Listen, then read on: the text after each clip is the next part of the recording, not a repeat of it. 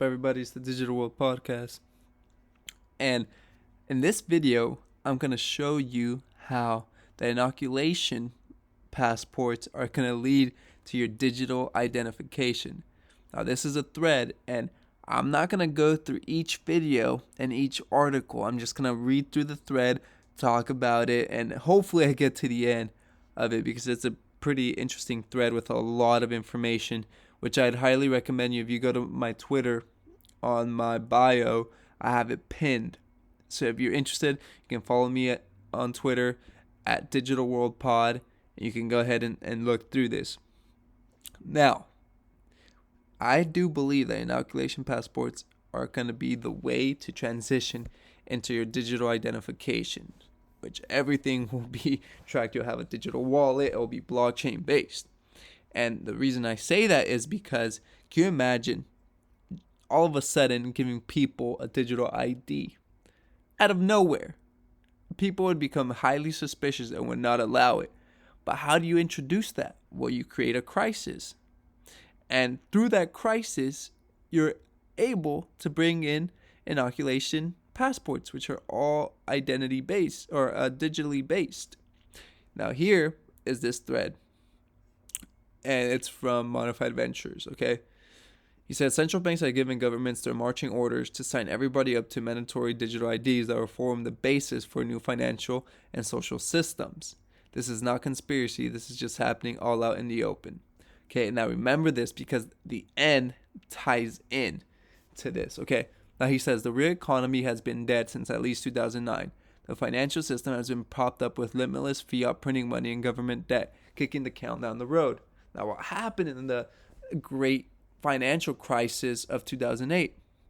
You see government choosing winners and losers, bailing out corporations, while the middle class takes on this heavy tax burden from these bailouts. And it's the reality of things. Why do you think, if you look at documentaries of the 2008 crisis, a lot of people declined to be interviewed for that? And there's many role players that had heavy involvement in it and knew that what they were doing is kicking the can down the road, and the consequences would be exponentially worse. And the poor middle class and lower class all picked up the tab, while all these other people made money from it and got bailed out. By 2019, central banks reached the end of what they could do and had to come up with a new strategy for the next downturn and preserve the wealth of the government class asset holders too big to fail zombie companies. Now, BlackRock. We know BlackRock is a massive asset management institution. They have trillions upon trillions upon trillions of assets under management. And there's been speculation that they could be deemed systemically important under the Dodd-Frank Act.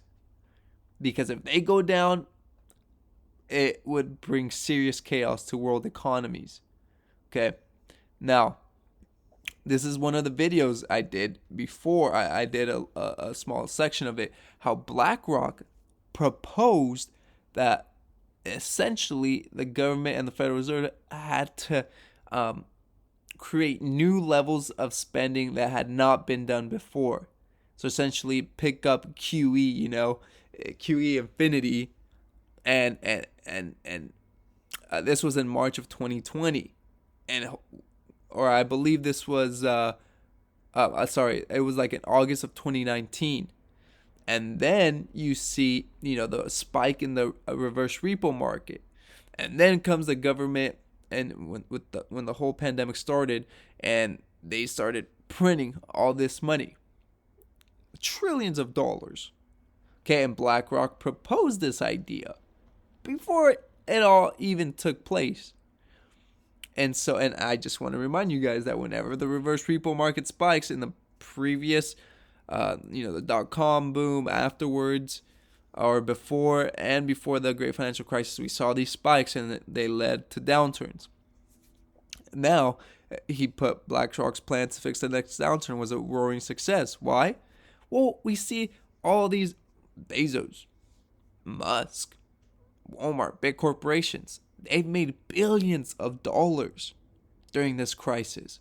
But it seems like all these big corporations are getting wealthier, but the middle class and everyone else is losing and having financial issues. And we're here gladly accepting stimulus checks and accepting everything that's being done to us as long as we get our little $1,200 stimulus check. Oh, no problem. No big deal. Folks, I'd highly recommend checking. Again, I'm not going to go over each video because they're long. You can go ahead and look these things up yourself.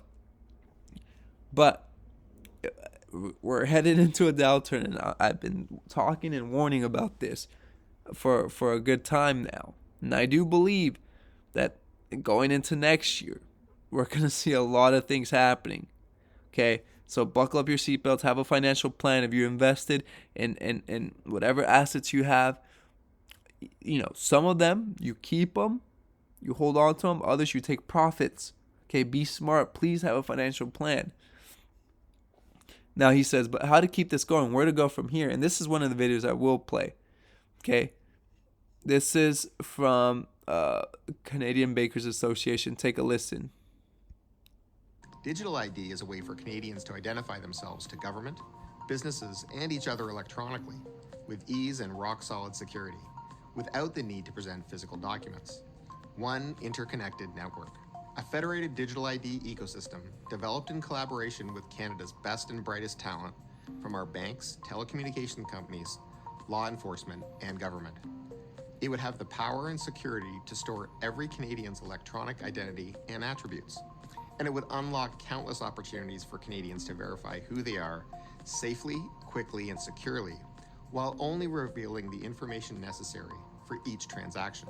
A fast, easy, and secure way to bank, sign up for government services, renew driver's licenses or health cards, shop, travel, and more.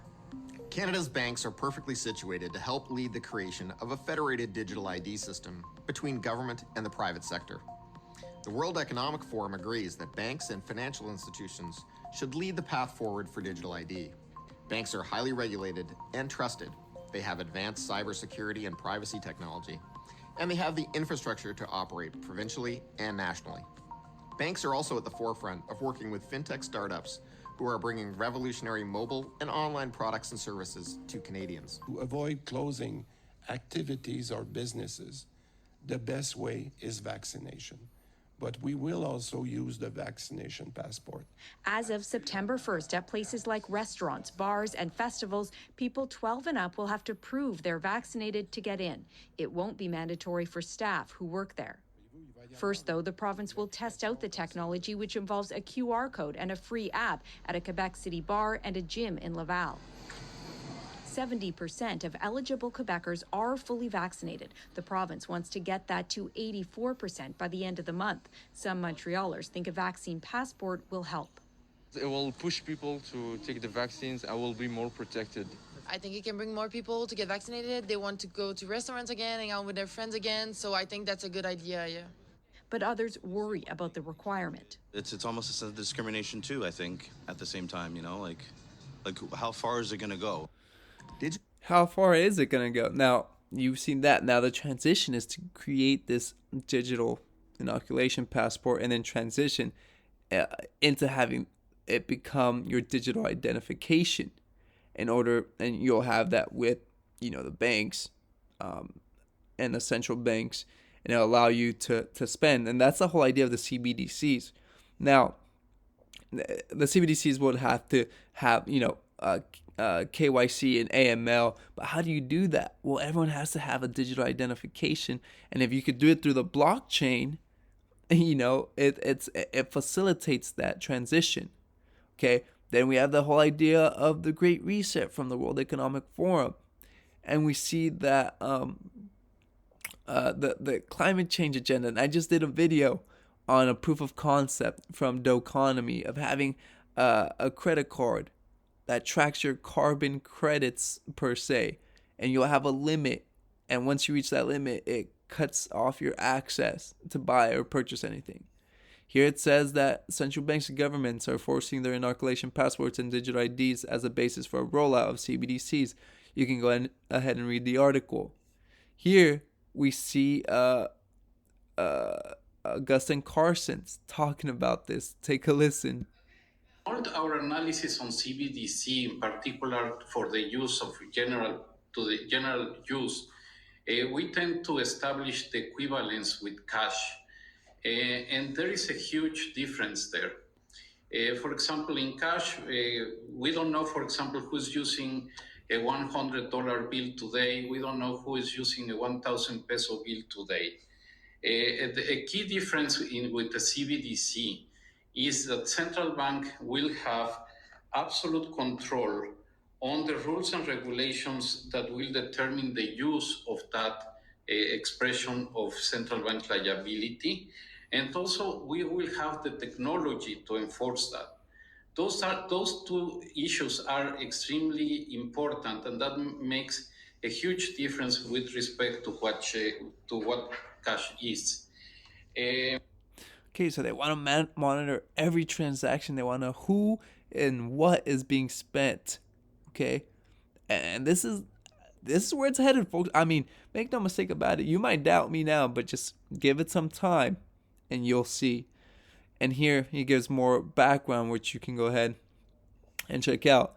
Now he says that inoculation passports are one way to implement mandatory digital IDs, and the principle that governments can decide access to economic life based on the status of your ID. Here we see that the WHO has just released a guiding document for digital inoculation certificate that will be blockchain based. This will be used to implement an inoculation passport in every country. We see it's that one right there, and it's sponsored by the Bill and Melinda Gates Foundation and Rockefeller Foundation. Okay, so you can go ahead and check that out for yourself. But this is a way. How do you introduce it? There's a crisis. You create a solution to that crisis, and then from that you can transition to whatever it is you need to do. He said all governments are pushing in this same direction. How far they go is only limited temporarily. That what they can get away with politically in their jurisdiction. Okay, you see Nigeria plans to tie formal sector banking to your inoculation status at the end of September.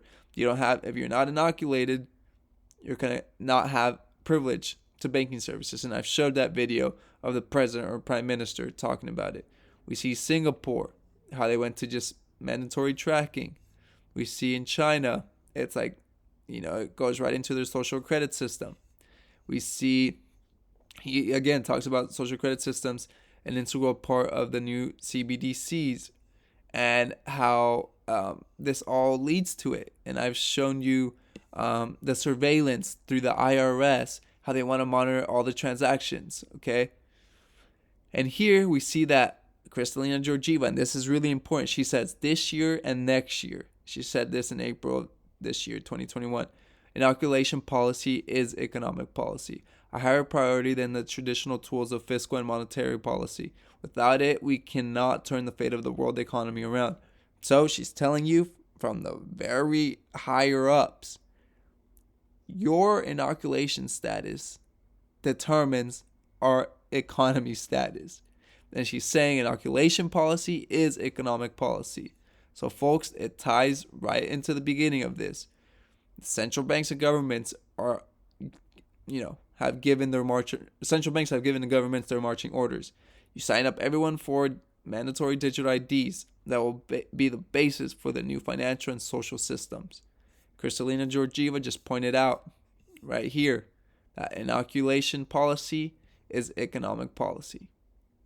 I hope this episode has brought you some value. I want you guys to think critically for yourselves. Don't let other people do the thinking for you. I don't care what side of it you are on. Do your own research. Look it up. Be on top of it because it's really important. I want to provide this value for you, and I'm trying my best to get this word out. Help others be aware. Share this video. I know I'm a small channel, but I'm trying to get this word out there because it's important. We're at a crossroads, and there's no time to be wasted. We need to maintain ourselves informed. Let me know in the comment section below, what are your thoughts? I like hearing from you guys. Let me know in the comment section below. This is the Digital World Podcast, and I'll see you in the next episode.